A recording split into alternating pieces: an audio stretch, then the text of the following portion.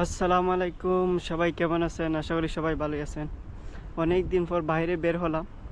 এখন কিন্তু বাইরে প্রচুর রোদ, কিন্তু গরম নাই বেশি, কিন্তু স্কিনের মধ্যে একদম আগুনের মতো শট করে মুখের মধ্যে।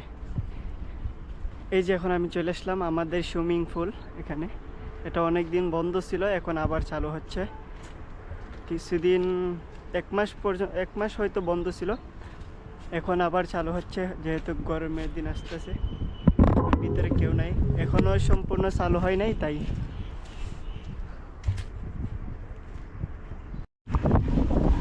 এত গরম,